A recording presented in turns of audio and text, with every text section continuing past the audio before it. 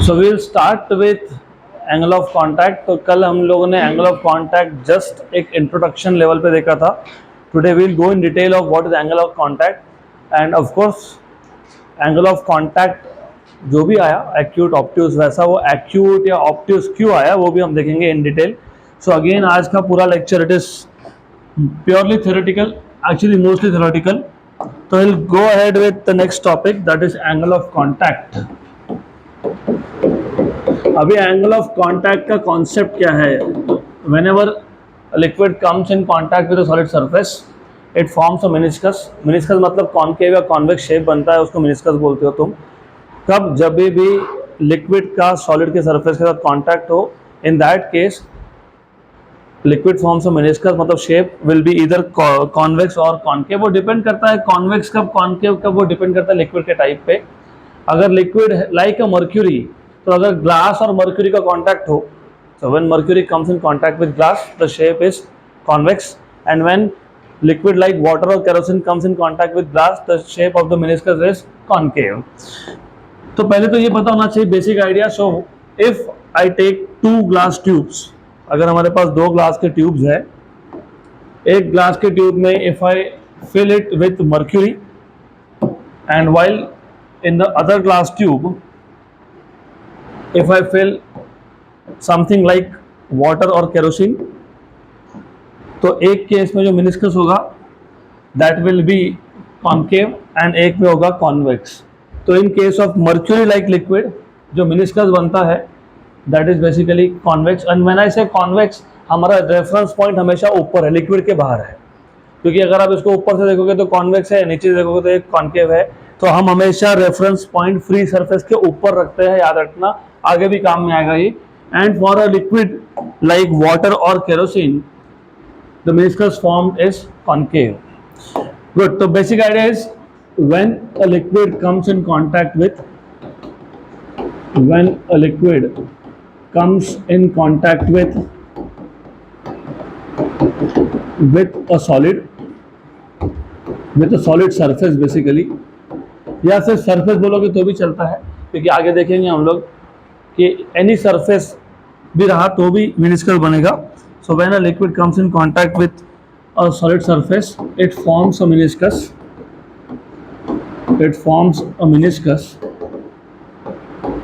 और जो मेनिस्कस है, मेनिस्कस होता है which is either convex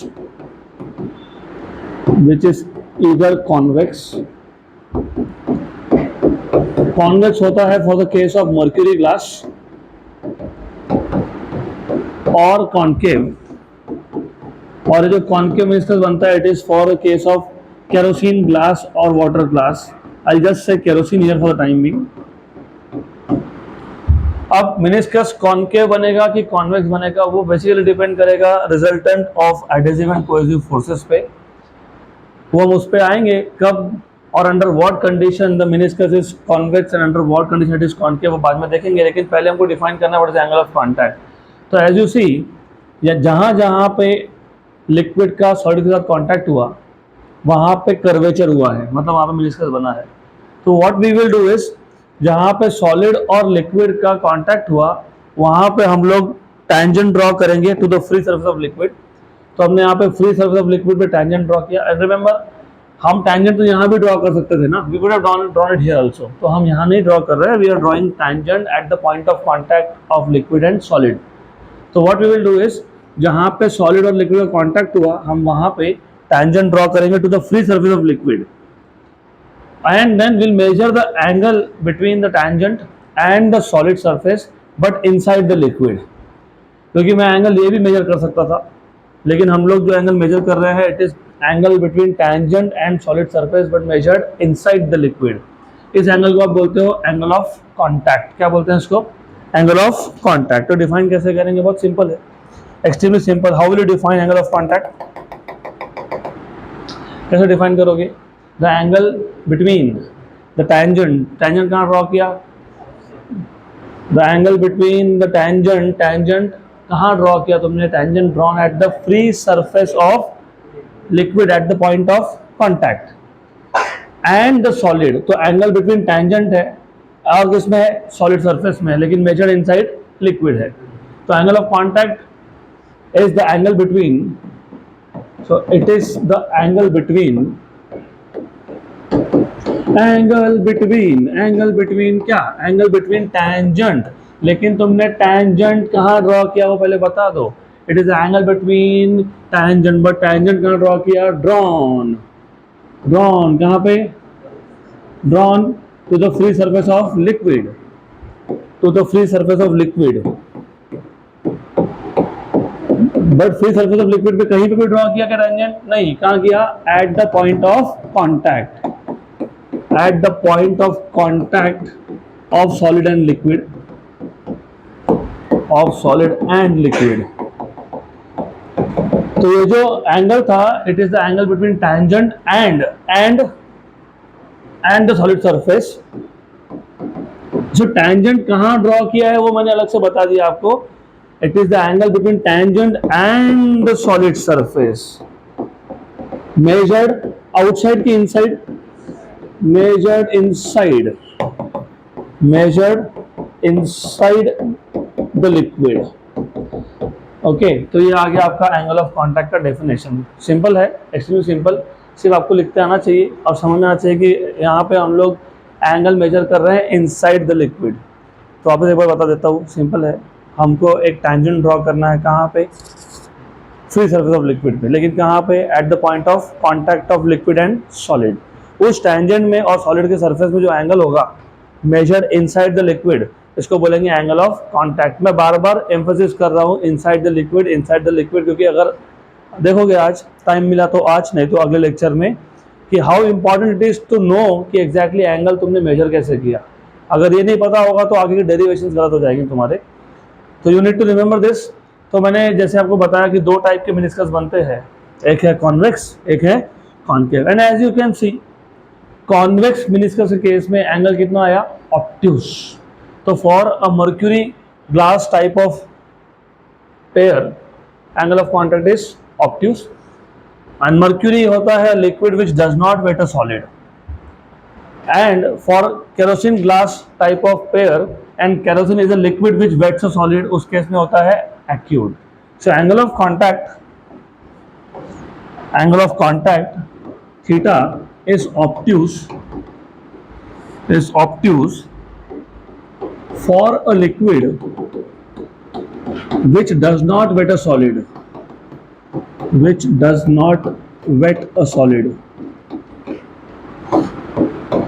example के लिए mercury glass, and theta angle of contact is acute for a liquid which wets a solid,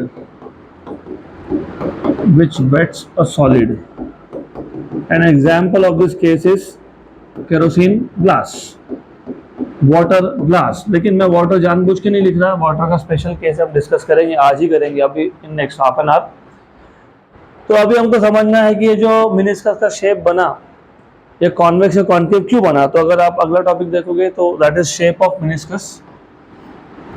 तो we want to see in detail convex meniscus under what condition बनेगा, concave under what condition बनेगा। तो will discuss shape of meniscus. अब ये जो shape of meniscus होता है, ये डिपेंड करता है resultant of cohesive and adhesive forces पे। तो the shape of the meniscus depends on resultant of cohesive and adhesive forces acting on the molecule at the point of contact। Liquid का जो molecule solid के साथ contact में है, उस contact के मॉलिक्यूल पे तीन फोर्सेस लगते हैं, दो होते हैं एडहेसिव और एक होता है कोहेसिव। हम देखेंगे अभी डिटेल में। इन तीनों का रिजल्टेंट जो है, वो रिजल्टेंट कहाँ है वो डिसाइड करेगा कि शेप कॉन्वेक्स है कि शेप कॉन्केव है। तो remember, shape of meniscus depends on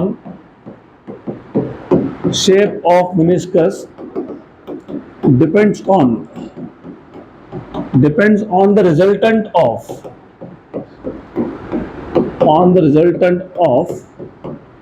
adhesive and cohesive forces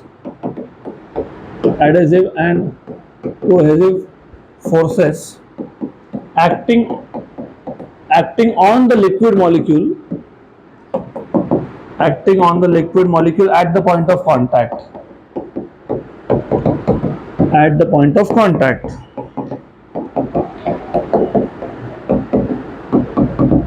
good. तो हम लोग रिजल्टेंट फोर्स कौन से मॉलिक्यूल पे निकालने वाले हैं? लिक्विड के मॉलिक्यूल पे। लेकिन वो लिक्विड का मॉलिक्यूल कहाँ लिया हमने? Eight the point of contact between solid and liquid. मैं इस पर्टिकुलर मॉलिक्यूल की बात कर रहा हूँ यहाँ पे, जो कॉन्टैक्ट में है उसकी। I am not talking about this molecule. तो हम को देखना है कि जो ये मॉलिक्यूल है, लिक्विड का मॉलिक्यूल है, जो सॉलिड के साथ कॉन्टैक्ट में है, उसके ऊपर कौन से फोर्सेस एक्ट हो रहे हैं, उनका रिजल्टेंट कहाँ है, वो डिसाइड करेगा कि मेनिस्कस कौन सा है। तो हमको टोटल 4 केसेस डिस्कस करने हैं। Case number 1, as you can see it is concave meniscus, और कॉन्केव मेनिस्कस बनता है for which angle of contact? Acute angle of contact.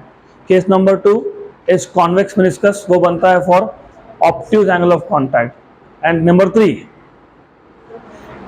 3 angle of contact equal to 0, वो बनता है प्योर ग्लास और water surface के लिए। इसलिए मैंने बोला था कि वाटर का एक स्पेशल केस हम देखेंगे। और number 4 angle of contact equal to 90 degree. तो 4 केसेस देखने हैं।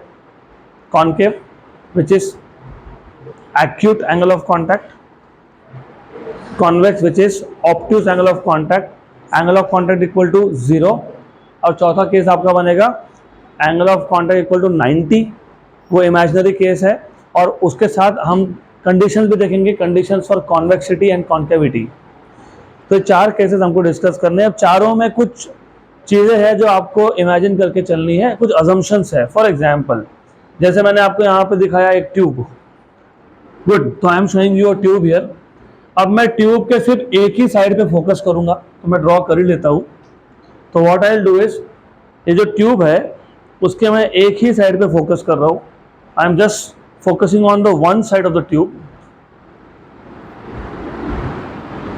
दूसरा साइड छोड़ दो। वो पूरा ट्यूब था, लेकिन मैं एक ही साइड को देख रहा हूँ, वो भी मैं माइक्रोस्कोप से देख रहा हूँ।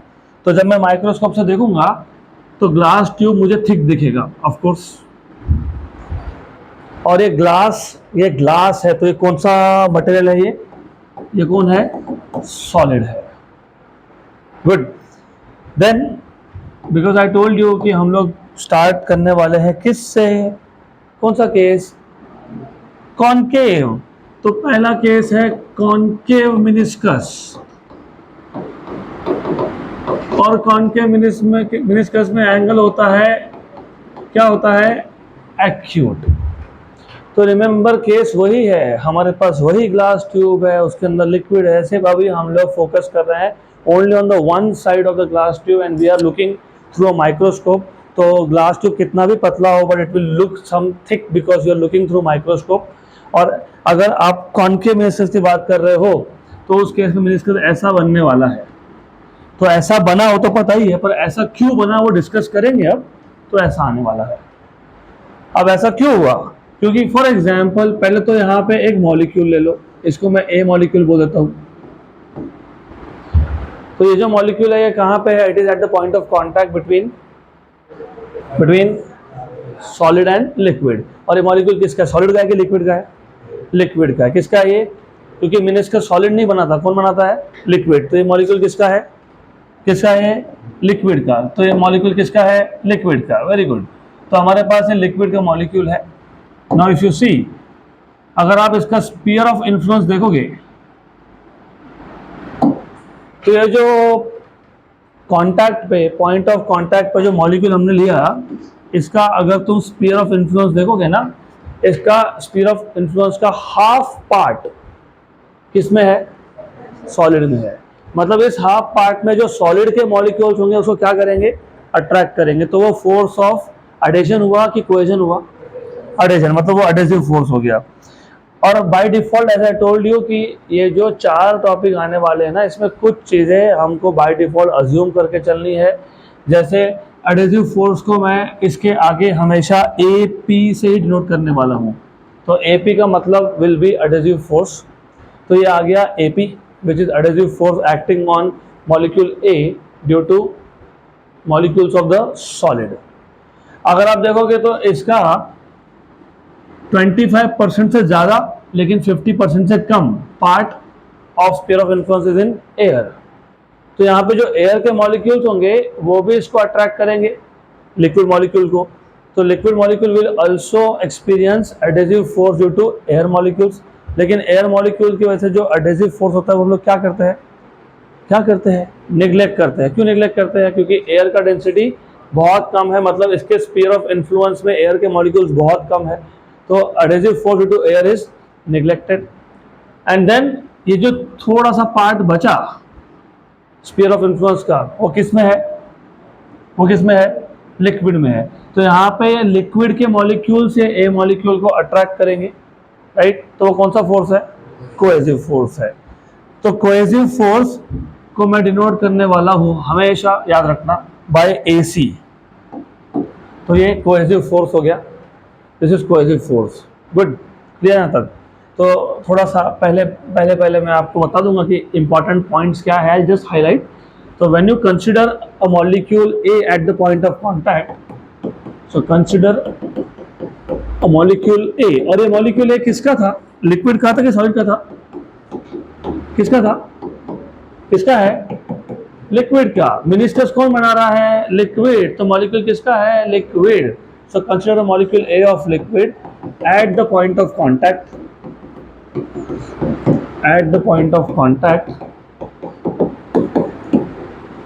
a large part, I'll say half part of its sphere of influence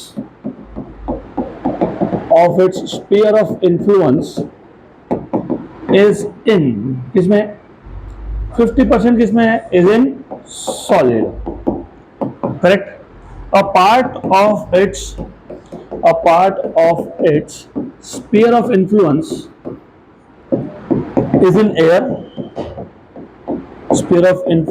is in air, और एक very small part is in liquid. And bye the वे, जैसे तुमने ट्यूब में लिक्विड को भरा, इमीडिएटली ऐसा शेप नहीं बनता, पहले फ्लैट होता है और बाद में कर्वेचर होता है।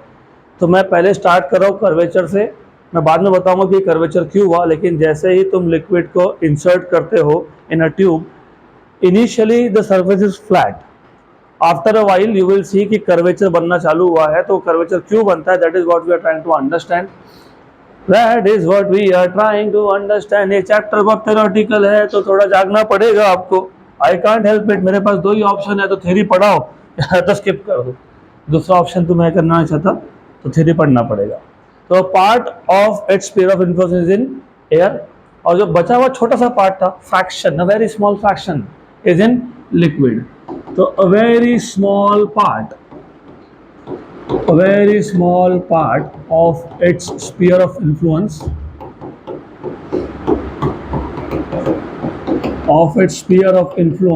is in liquid.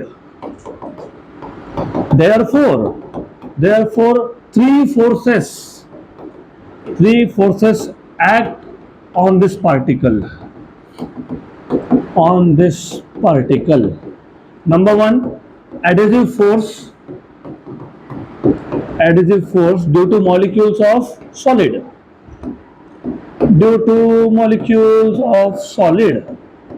इसको हमने क्या नाम दिया है? AP. Number two, adhesive force due to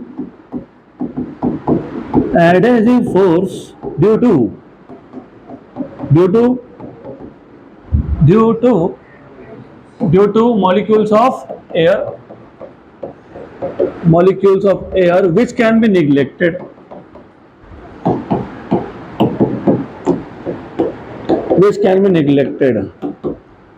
अब बाय डिफॉल्ट एयर की वजह से जितना भी एडहेसिव फोर्स होगा वो हर टॉपिक में हमको निगलेक्ट ही करना है, राइट? लिखना पड़ेगा एग्जाम में, क्योंकि बताना पड़ेगा ना कौन से फोर्सेस एक्ट हो रहे हैं, लेकिन वो हमेशा निगलेक्टेड है, तो उसका इफेक्ट होता ही नहीं है। हो गया? Then number 3, cohesive force due to molecules of liquid, same type. बराबर। अब इस केस में जो AP और AC का रिजल्टेंट है that goes inside the solid.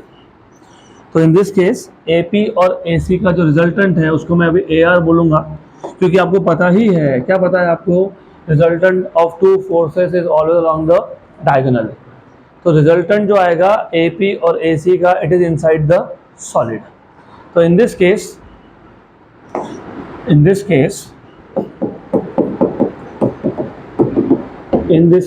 the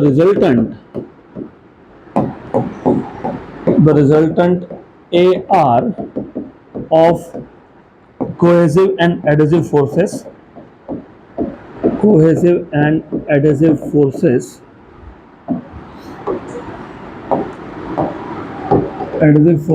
is inside the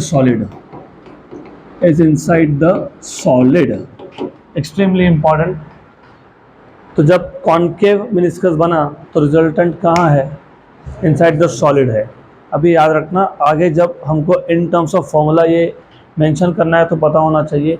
so for a concave meniscus where is the resultant, inside the solid.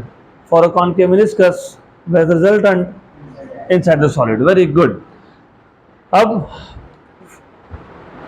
ये जो सरफेस है ना, अगर इसको स्टेबल रहना है, मैंने आपको पहले ही बोला है, इसलिए जैसे आप लिक्विड डालते हो, लिक्विड जैसे ही कांटेक्ट में आता है सॉलिड के साथ तो इमीडिएटली कर्वेचर नहीं होता है, it takes very small amount of time.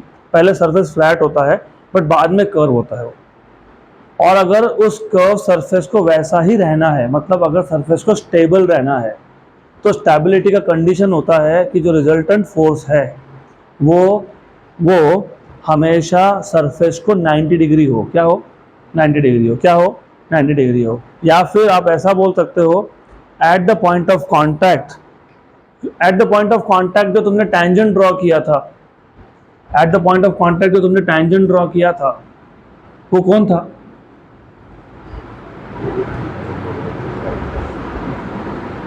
याद है? टेंजेंशियल फोर्स कौन होता है? कल ही तो देखा था। What is the direction of force due to surface tension? Tangential. तो अगर मैं टेंजेंट ड्रॉ कर रहा हूं मतलब ये सरफेस टेंशन का डायरेक्शन है। That is why theory. तो ये जो लिक्विड का सरफेस है, इसका स्टेबिलिटी का एक कंडीशन है। वो कंडीशन ऐसा है कि ये जो तुम्हारे पास रिजल्टेंट आया है वो सरफेस को क्या होना चाहिए? परपेंडिकुलर। या फिर आप ऐसा बोल सकते हो कि वो सरफेस टेंशन को क्या होना चाहिए? परपेंडिकुलर। और सरफेस टेंशन का डायरेक्शन क्या होता है? टैंजेंशियल। मतलब मैं यहाँ पे टैंजेंट ड्रॉ करूंगा और फिर मैं बोलूंगा कि for the stability of surface the resultant AR should be perpendicular to the tangent drawn at the point of contact। या मैं ऐसा भी बोल सकता हूँ, for the stability of surface the resultant should be perpendicular to the surface tension।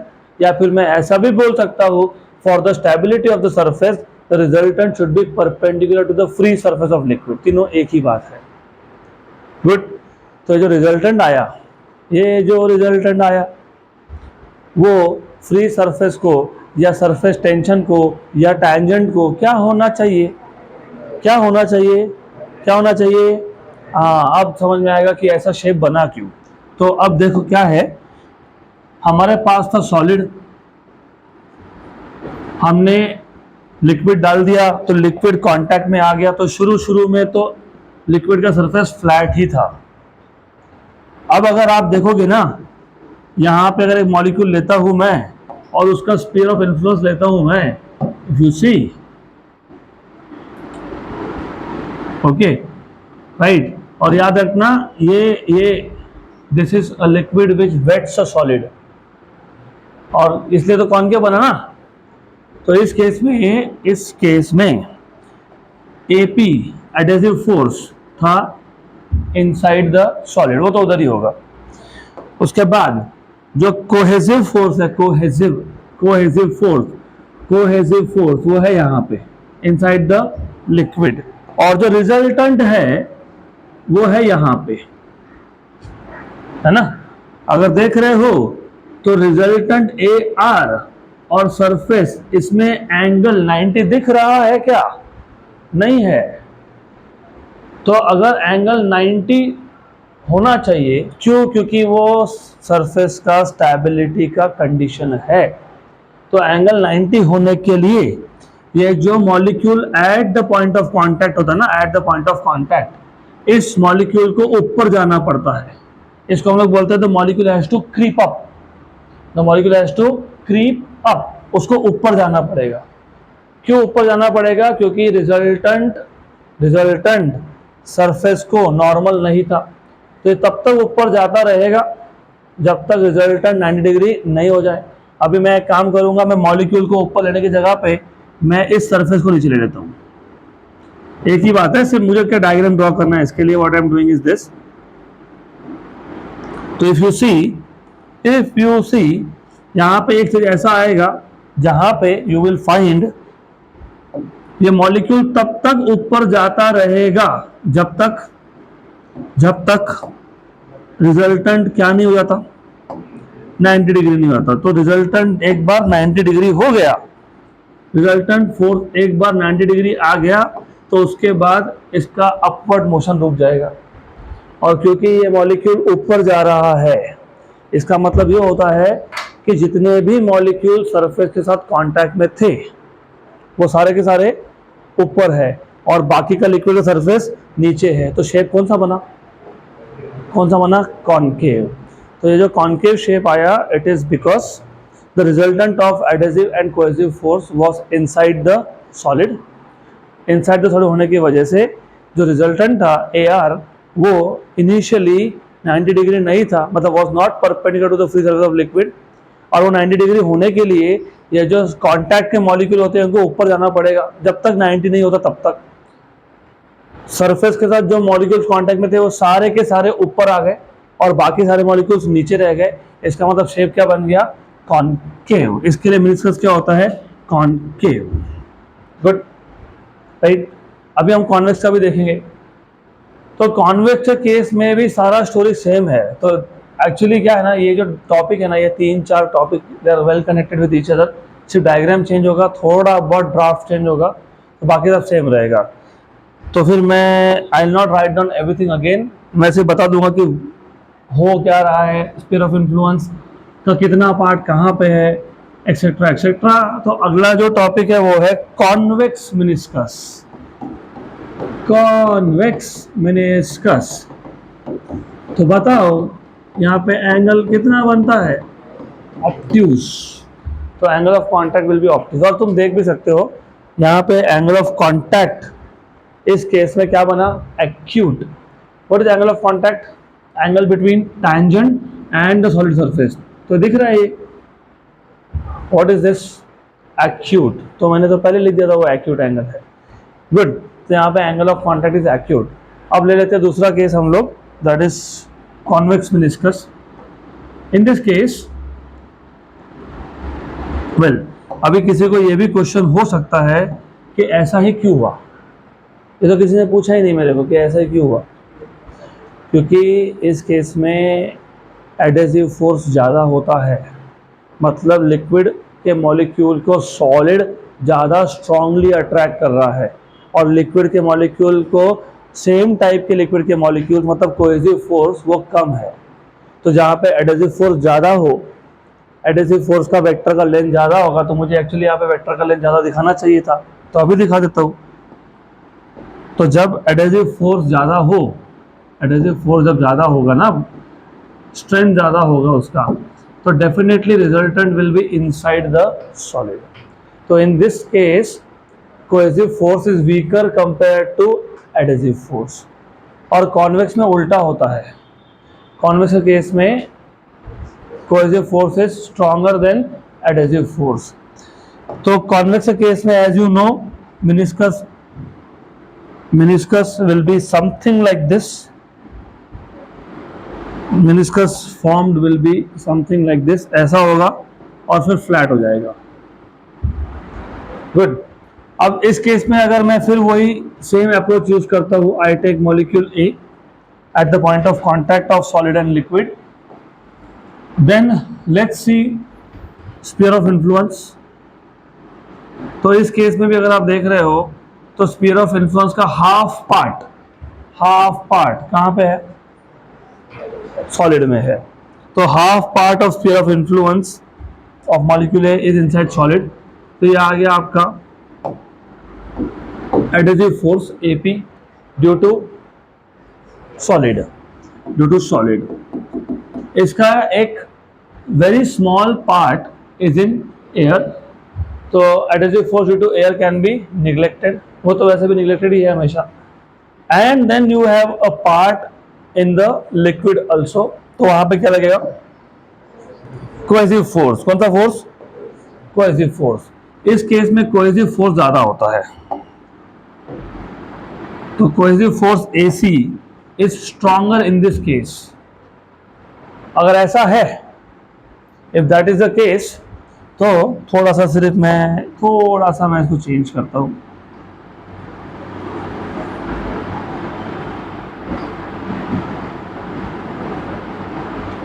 uh, 90 degree नहीं दिखाना है मेरे को, just a minute. Fine, okay, good. तो resultant of AC and AP कहाँ जाएगा? Inside the liquid. तो यहाँ पे जो रिजल्टेंट आता है ना AR, it is inside the liquid. Good. बाकी सारा थ्योरी सेम है, ऑलमोस्ट सेम है। सिर्फ वहाँ लिखोगे वही, consider the molecule A of liquid at the point of contact A, half part of its sphere of influence is in solid, वही चीज। A part of its sphere of influence is in air, a very small part is in air, a part of it is in liquid। Good। Then कौन से तीन forces act हो रहे हैं वही तीनों बताने हैं। Adhesive force due to molecules of solid AP, उसके बाद adhesive force due to molecules of air and this adhesive force can be neglected. उसके बाद cohesive force due to molecules of the liquid AC। In this case, the resultant AR of cohesive and adhesive force is inside the liquid। सही है? तो इस case में inside the liquid आ गया। यहाँ तक क्लियर? पक्का। फिर वापस से वही कंडीशन फॉर स्टेबिलिटी। एक मिनट रुको, इसको ये बंद होगा अब, just a minute. No working, good. तो again, for the stability of the surface, resultant surface को क्या होना चाहिए? परपेंडिकुलर। या फिर रिजल्टेंट सरफेस टेंशन को क्या होना चाहिए? परपेंडिकुलर। या फिर रिजल्टेंट टैंजेंट को क्या होना चाहिए? Perpendicular 90 degree. ऐसा होने के लिए यहाँ पे जो molecule at the point of contact होता है, it has to creep down, उसको नीचे आना पड़ता है। तो वहाँ पे it has to creep up, यहाँ पे it has to come down, क्योंकि इनिशियली ऐसा सरफेस नहीं था। फिर वही इनिशियली क्या था? फिर इनिशियली सरफेस वाज फ्लैट, ये सॉलिड आ गया, ये लिक्विड का सरफेस है। यहाँ पे आपने लिया एक मॉलिक्यूल A, उसका स्फीयर ऑफ इन्फ्लुएंस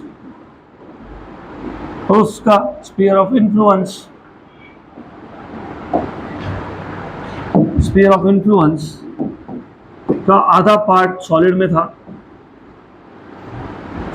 था, तो यहाँ पे था adhesive force AP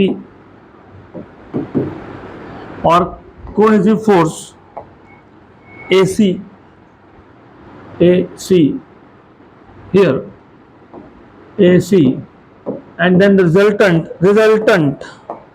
AR, you have resultant AR here along the diagonal। तो 90 डिग्री दिख रहा है क्या? है क्या 90 डिग्री? नहीं, it is less than 90।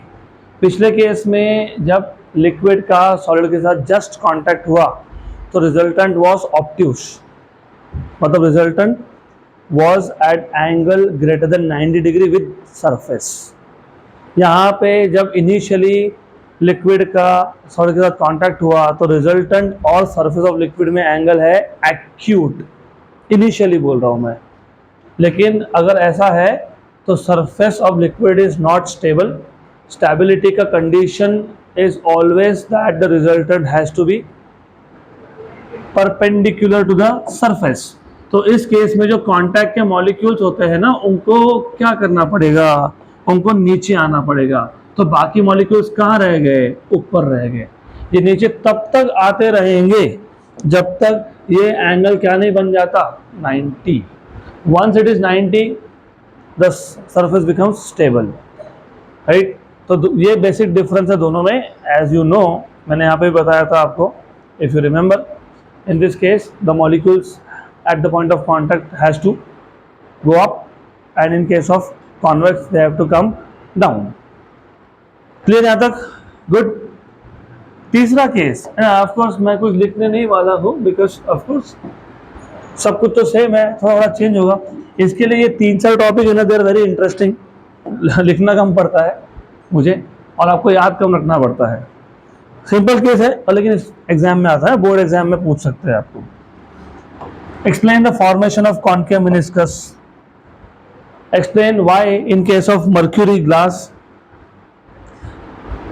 The surface is convex, या फिर angle of contact is obtuse. और बाय द वे यस, यहाँ पे तुमको दिख रहा होगा टेंजेंट और सॉलिड के सरफेस में जो एंगल बना वो कितना है, ऑब्ट्यूज है। तो तीसरा केस है which is basically angle of contact 0, angle of contact 0, ये तीसरा केस है।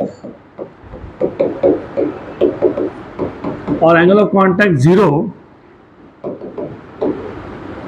होता है for the case of pure water and glass, pure water and clean glass surface। तुमको highly pure water लगेगा अगर तुम्हारे घर में अच्छा फिल्टर है और बहुत क्लीन ग्लास है, तो आप घर पे भी ये चीज़ वेरीफाई कर सकते हो। Take that clean glass, pour some water and look through the surface, मतलब साइड ऑफ द ग्लास। तो तुमको दिखेगा कि जो पानी ग्लास के कांटेक्ट में है, वाटर मॉलिक्यूल्स, वो बहुत ऊपर है और फ्री सरफेस बहुत नीचे है। तो इस केस में, इन this case I will just write down pure water and glass. So for the case of pure water and glass surface, meniscus is again concave, but it is highly concave। तो highly concave में क्या हो गया, तो angle of contact बन गया 0। तो basically होता क्या है इस केस में, इंटरेस्टिंग।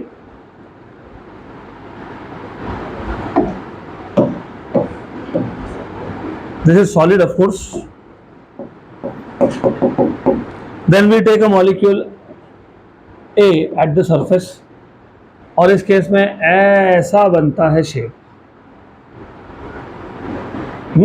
अभी मैंने बहुत ज़्यादा ही इसको कॉन्केव बता दिया, तो थोड़ा सा कम कर देता हूँ, लिटिल बिट, थोड़ा सा, तो ठीक है, रहने दो।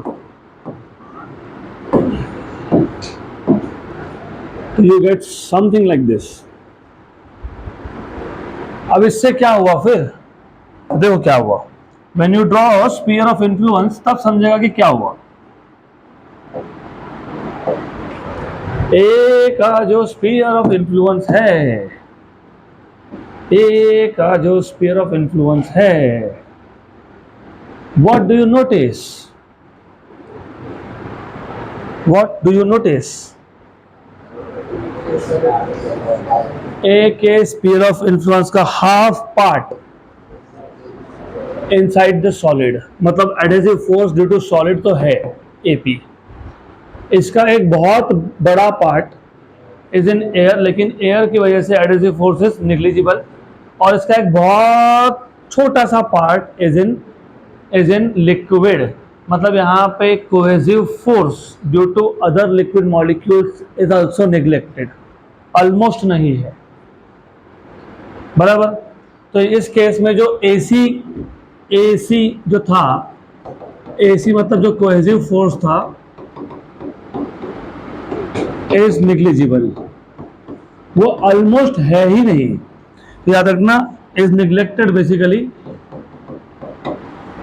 क्यों निग्लेक्ट किया? क्योंकि there are only a very few number of molecules inside the sphere of influence of A which are of liquid. तो ऐसा जब हुआ तो ओवरऑल बताओ कि ए मॉलिक्यूल पे कितने फोर्सेस एक्ट हो रहे हैं? एक, और एक फोर्स का रिजल्टेंट भी वही होता है। जब वेक्टर ही है कि तो रिजल्टेंट वही है ना, तो रिजल्टेंट भी यहीं पे है कि नहीं है? यस। तो इस केस में ना A P and A R both are same, and as you see resultant और सरफेस, रिजल्टेंट और सरफेस या the tangent drawn at the free surface क्या होना चाहिए? परपेंडिकुलर तो है ऑफ कोर्स। अगर मैं यहाँ टैंजेंट ड्रॉ करता हूँ तो tangent itself lies along the surface. तो यहाँ पे जब आप टैंजेंट ड्रॉ करोगे ना तो tangent itself lies along the surface. तो ये कौन है? टैंजेंट है, मतलब सरफेस टेंशन है। It lies along the surface. तो what is the angle between resultant and the tangent? 90 degree. What is angle of contact? 0, क्योंकि एंगल ऑफ कॉन्टैक्ट डिफाइन कैसे किया था? Angle between the tangent and the solid surface measured inside the liquid। यहां तो tangent खुद ही solid surface को grace कर रहा है, टच कर रहा है, तो एंगल कितना है? 0। That is the angle of contact is 0। Correct. ये होता है प्योर वाटर का केस, और ये तो आप कर ही सकते हो ऑफ कोर्स। आज जाओ, मुझे तो यहां से दिख रहा है, it is not even a lot of pure. पहले का तो ग्लास सरफेस नहीं है, that is plastic surface, but still you can see. नहीं रहने दो, I will not be able to show you. तो go home, take clean glass, take पानी from water filter, has to be a good water filter of course, क्योंकि clean पानी clean चाहिए उधर। तो you will be able to सी जहाँ पे molecules contact में है वो बहुत ही ऊपर है, तो it is concave but highly concave, बराबर। तो एक बार रिपीट कर देता हूँ, यहाँ पे 50% of sphere of influence is in solid, so adhesive force due to solid is strong, then a very large part of the remaining sphere of influence is in air। Air का density कम होने की वजह से air का adhesive force negligible है, और liquid में sphere of influence जो है it is very tiny fraction. इसका मतलब जो लिक्विड के मॉलिक्यूल्स है स्फीयर ऑफ इन्फ्लुएंस में वो भी बहुत कम है, तो बहुत कम है, तो फिर यहाँ पे cohesive force can also be neglected. मतलब यहाँ पे ओवरऑल एक ही फोर्स है एपी, जब एक ही फोर्स है तो रिजल्टेंट भी वही होता है, तो resultant is the same. Good. और दिख रहा है हमको कि रिजल्टेंट और सॉलिड, रिजल्टेंट और लिक्विड सरफेस, जागो जागो, wake up wake up, it's already half day, not new day but half day. तो यहाँ पे जो लिक्विड का सरफेस है, लिक्विड का सरफेस है, और ये जो रिजल्टेंट है वो कैसे है? Perpendicular to each other. और अगर आप देख रहे हो तो टैंजेंट खुद सॉलिड को टच करके जा रहा है, तो एंगल ऑफ कॉन्टैक्ट इज 0। तो ये हो गए आपके 3 cases. Good, and I will skip writing part क्योंकि we don't want to waste any of time. मैंने इसलिए से पहला केस आपको बता दिया, और अच्छे से समझ लो चीज़ों को। You have to keep it very simple. तुमने नोट्स पढ़ा ना, तो इंपॉर्टेंट पॉइंट्स हमको एग्जाम में लिखने होते हैं। No one is telling you कि जैसे टेक्स्ट बुक में लिखा है या नोट्स में लिखा वैसे लिखो। क्या हो रहा है बता दो। स्फीयर ऑफ इन्फ्लुएंस का थोड़ा सा पार्ट कहाँ है, आधा कहाँ पे है, कौन से फोर्सेस है, रिजल्टेंट कहाँ है, डन। तो next 4th case, that is hypothetical case. Angle of contact 90 degree, angle of contact equal to 90 degree. वो हाइपोथेटिकल केस होता है, वो एग्जिस्ट नहीं करता। तो angle of contact equal to 90 degree, angle of contact theta equal to 90। This is an imaginary case, hypothetical case, ऐसा होता ही नहीं है, लेकिन ये केस हमारे लिए सबसे इंपॉर्टेंट बन जाता है, क्योंकि आप देखोगे यहाँ से एक बहुत इंपॉर्टेंट मैथमेटिकल कंडीशन हमको मिलती है which helps us to identify कि रियल सिचुएशंस में सरफेस कॉन्केव बनेगा कि कॉन्वेक्स बनेगा। तो यहाँ से कंडीशन आएगी, it will help us identify कि in real situations will the surface be concave और कॉन्वेक्स। इसके लिए इसको हम लोग ये भी बोलते हैं कि कंडीशंस फॉर, इसी टॉपिक को बोलते हैं conditions for convexity and concavity.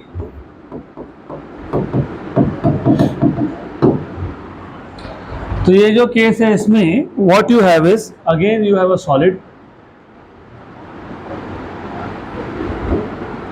You have a solid here, उसके बाद एक लिक्विड का सरफेस है विच इज ऑलमोस्ट फ्लैट। तो फ्लैट सरफेस है, फ्लैट सरफेस कभी होता ही नहीं है, लेकिन हमने मान लिया है, इसके लिए हाइपोथेटिकल सिचुएशन है। यहां पे एक ले लिया मैंने molecule A. In this case again half part of sphere of influence is in solid, 25% is in air and the remaining 25% is in liquid। तो यहाँ पे जो हाफ पार्ट है स्फीयर ऑफ इन्फ्लुएंस का इट इज इन सॉलिड। तो half part में जो molecules होंगे सॉलिड्स के वो अट्रैक्ट करेंगे इस ए मॉलिक्यूल को, तो you have a adhesive force over here AP। Then 25% is in air, air molecules की वजह से जो एडहेसिव फोर्स होगा दैट इज नेग्लिजिबल, तो नेग्लिजिबल है वो, उसको छोड़ दो। फिर आ गया cohesive force due to other molecules, वो आएगा यहाँ पे मोर और less AC। And then in this case जो रिजल्टेंट होता है, पिछले केस में resultant was along AP, tangent at the free surface was along the solid surface. इस केस में जो रिजल्टेंट होता है ना, resultant AR, resultant AR, resultant AR, वो होता है अलोंग द सॉलिड सरफेस। तो रिजल्टेंट कहाँ लाई करता है? Along the solid, it grazes the solid surface. Good, clear. And in this case ऐसा सिर्फ तब पॉसिबल है जब इसका एंगल सॉलिड के साथ 45 और लिक्विड के साथ भी कितना होना चाहिए? 45, तभी होगा ये। और अगर ऐसा है, क्योंकि ऐसा ही है, अब ऐसा ही है तो तुमको अब दिख गया what is the angle of resultant with solid surface liquid surface? 90। और ये तो कंडीशन फॉर स्टेबिलिटी था, राइट? तो the surface will remain stable in this particular situation, that is a flat surface. मैं वापस बोल रहा हूँ, ये हाइपोथेटिकल सिचुएशन है, ऐसा नहीं होता है, होता ही नहीं है, सिर्फ हमको इमेजिन करना था, हमने कर लिया, बराबर। तो क्या हुआ? 50% स्फीयर ऑफ इन्फ्लुएंस कहाँ गया? कहाँ गया? सॉलिड में। AP is the adhesive force due to solid molecules. 25% is in air, वो तो छोड़ दो, निग्लेक्टेड। 25% इज इन लिक्विड, तो AC is the cohesive force due to other liquid molecules. AC और AP इन दोनों का जो रिजल्टेंट होता है वो होता है along the solid surface AR। तो इस केस में resultant touches the solid surface, तो रिजल्टेंट ये लिक्विड सरफेस को 90 डिग्री है, सॉलिड को 0 डिग्री पे है, लेकिन लिक्विड को कितना है? 90। इसके लिए स्टेबल है, स्टेबल ही रहेगा। और ऐसा होना मतलब AC बन जाता है एंगल बाइसेक्टर, और एंगल बाइसेक्टर तो एंगल को दो इक्वल पार्ट में डिवाइड करेगा। तो 90 में से 45 यहाँ गया, 45 वहाँ गया, बराबर। ये 90 डिग्री था ना, और ये एंगल बाइसेक्टर है ना, हाँ, तो फिर एंगल बाइसेक्टर 45 बनाएगा कि नहीं इधर? Yes.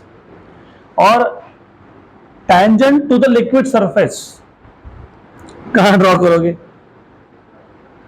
Tangent to the liquid surface इधर ही आएगा ना, tangent to the liquid surface is touching the liquid surface, resultant is grazing the solid surface and tangent is grazing the liquid surface।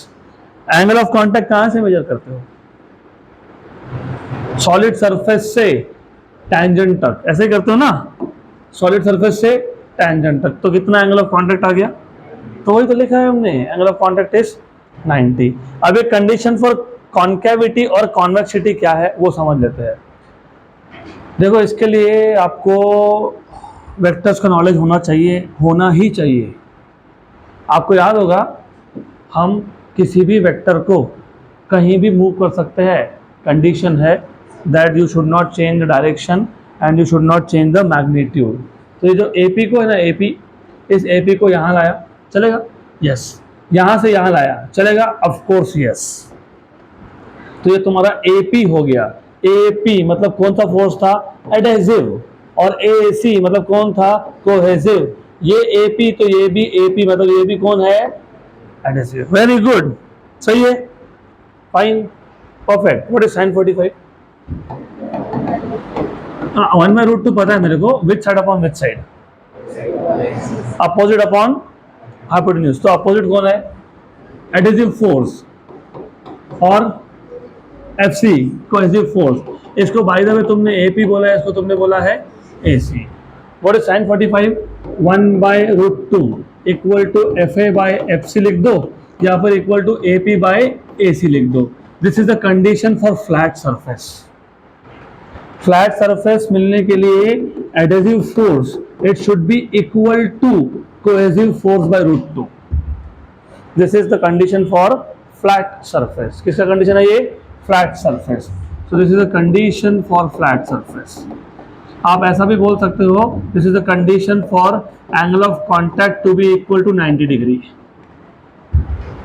बराबर, good, right. अब इस equation से दो important condition बनेंगे, एक को बोलोगे कंडीशन ऑफ कॉन्वेक्सिटी, एक को बोलोगे कंडीशन ऑफ कॉन्केविटी। तो कंडीशन फॉर कॉन्वेक्सिटी,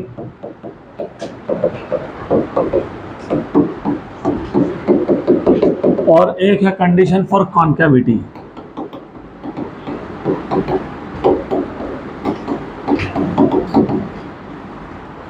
अब ये जो तुमने कंडीशन फॉर फ्लैट सरफेस लिया था, मतलब adhesive force equal to cohesive force by root two, एक केस में आप बोलोगे adhesive force is greater than cohesive force by root two,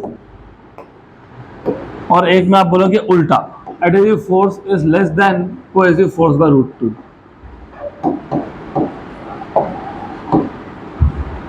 verify कर लो, ऐसे लिखा है ना,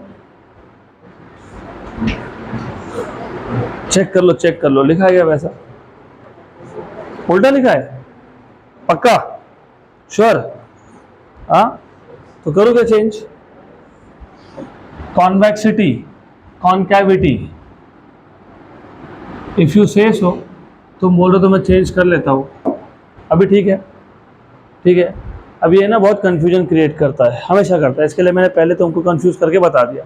अब कंफ्यूजन नहीं होना चाहिए, इसके लिए थोड़ा सा आपको सोचना पड़ेगा कि कॉन्वेक्स कब बना था, कॉन्वेक्स कब बना था, जरा देखो और समझो, कॉन्वेक्स कब बना था। एंगल ऑफ कॉन्टैक्ट ऑप्टिज्म मेरे को पता है, रिजल्टेंट कहाँ पे है, inside liquid, inside liquid. And look at this equation now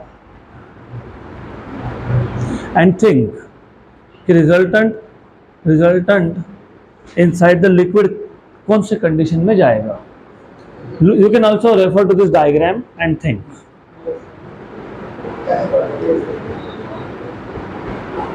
Less than, पक्का? तो जब एडहेसिव फोर्स, इसलिए मैंने स्टार्ट ही वहां से किया, स्टार्टिंग से मैंने तुमको ये बोला था कि यहाँ पे एडहेसिव फोर्स ज़्यादा है, कोहेसिव फोर्स कम है। रिजल्टेंट कहाँ है, सॉलिड में, concave meniscus.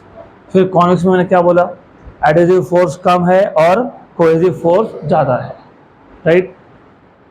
And here if you have adhesive force less than cohesive by root two, adhesive force less than cohesive by root two, तो इस केस में जो रिजल्टेंट होता है ना, resultant that is a R, इस case में आएगा इनसाइड लिक्विड। थोड़ा मैथमेटिक्स वर्कआउट कर लेना, वैसे तुमको कोई पूछेगा नहीं कि ऐसा क्यों लिखा, वो कंडीशन भी तुमने लिख दी सफिशिएंट इनफ, और ये खुद के सेटिस्फैक्शन के लिए होता है कि इस कंडीशन के अंडर रिजल्टेंट लिक्विड में क्यों गया। तो यू हैव टू वर्कआउट, बहुत सिंपल सा केस है, you have to work out, clear. तो अगर एडहेसिव फोर्स ये कोहेसिव बाय रूट टू से कम है तो रिजल्टेंट कहाँ गया, इनसाइड लिक्विड, और जब रिजल्टेंट इनसाइड लिक्विड था तो सरफेस क्या बना था, कॉन्वेक्स। इसके लिए कंडीशन ऑफ कॉन्वेक्सिटी है और ये कंडीशन फॉर कॉन्केविटी है। तो यहाँ पे रिजल्टेंट ए आर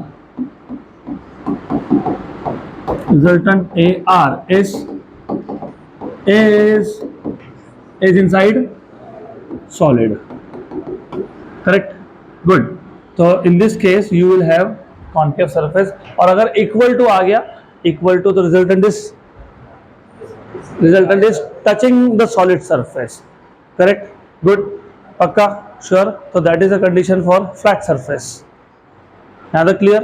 तो सो फार हमने आज क्या क्या कवर किया? आज हमने सबसे पहले एंगल ऑफ कांटेक्ट डिफाइन किया। अगर आपको एंगल ऑफ कांटेक्ट नहीं पता है और सरफेस टेंशन का डायरेक्शन नहीं पता है तो ये कुछ भी नहीं समझ में आएगा।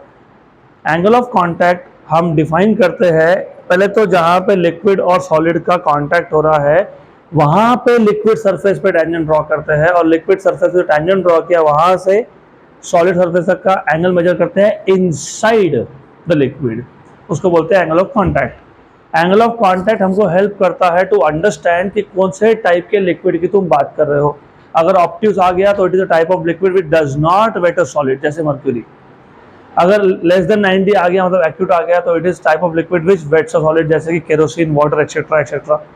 Most of the types of liquids are of the latter type. Latter मतलब theta equal to less than 90 degree वाले, मतलब कौन से? Acute angle. Most of the liquids कैसे पता? ये पानी ले लो, नींबू शरबत ले लो, कोई भी ले लो और अपने खुद के शरीर पर डाल के देख लो, समझ में आ जाएगा। इफ इट वेट्स तो जो मैं बोल रहा हूँ सही है। मर्क्यूरी इतने आसानी से मिलेगा नहीं तुमको, पर मर्क्यूरी मिल गया तो वो भी करके देख लो। Mercury does not stick to any solid surface. Then यहाँ पे जो मिनिस्कस बने थे, दो टाइप के मिनिस्कस बनते हैं और दो केसेस हम लोग स्पेशल केसेस डिस्कस करते हैं। एक है कॉनकेव मिनिस्कस, एक है कॉन्वेक्स मिनिस्कस, और दो स्पेशल केसेस हम लोग डिस्कस करते हैं, theta equal to 0 and theta equal to 90। उसमें से थीटा इक्वल टू 90 में वापस से दो स्पेशल केसेस बनते हैं, condition for convexity and concavity. तो जब तुम कॉनकेव मिनिस्कस की बात करते हो, कॉनकेव सुना तो थीटा, एक्यूट की ऑप्टिव्स एक्यूट, वेरी गुड। तो it is a liquid which wets a solid, सही है। इस केस में एडहेसिव फोर्स कहाँ पे है? Inside the solid. Cohesive inside liquid, वो तो लिक्विड में ही होगा। रिजल्टेंट कहाँ पे है? Inside the solid. Excellent, correct. दूसरा case convex, angle of contact obtuse, where is the resultant? Inside the. तो तुमको समझ में आया कि रिजल्टेंट अगर इनसाइड सॉलिड है तो कॉन्केव है, इनसाइड लिक्विड है तो इसके लिए तो कंडीशन बनाना आखिरी में। ये जो रिजल्टेंट है वही घूम रहा है यहाँ से वहां। तो यहाँ पे जैसे ही रिजल्टेंट गया, कहाँ गया? Inside solid, concave, inside liquid. और अगर रिजल्टेंट खुद ग्रेजिंग है, सरफेस को टच कर रहा है तो फ्लैट सरफेस, राइट, करेक्ट। तो ये जो रिजल्टेंट मूव हो रहा है वो डिसाइड कर रहा है शेप। फिर हमने तीसरा केस लिया था किसका? Pure water and glass. इस केस में सिर्फ adhesive force due to solid होता है, बाकी कुछ नहीं होता है। जब है ही एक फोर्स तो उस फोर्स का रिजल्टेंट वही होता है। तो यहाँ पर रिजल्टेंट है horizontal and inside the solid, correct. इस केस में एंगल ऑफ कांटेक्ट कितना बनता है? 0। कितना बनता है? 0। फिर तीसरा केस, चौथा केस देखा हमने which is angle of contact 90, that is hypothetical case. Hypothetical मतलब इमेजिनरी केस है। फ्लैट सरफेस बना, यहाँ पर रिजल्टेंट जो है वो सॉलिड की सरफेस को ग्रेस किया, टच किया, करेक्ट। तो इस केस में एंगल ऑफ कांटेक्ट बन गया 90। कितना बन गया? और जो AC था, कोहेसिव फोर्स था, उसने लिक्विड के साथ और सॉलिड के साथ कितना एंगल बनाया? 45 एंड 45। इसके लिए हमको कंडीशन मिल गया sine theta, that is sine 45 equal to adhesive force AP upon cohesive force AC। Sine 45 होता है 1/√2, तो 1/√2 इज FA/FC, तो FA आ गया FC/√2। तो अगर adhesive force is exactly equal to cohesive force by √2, मतलब बेसिकली 70% ऑफ कोहेसिव फोर्स, क्योंकि 1/√2 होता है 0.7071। तो जब adhesive force 0.7 times of cohesive force है, मतलब 70% है किसका?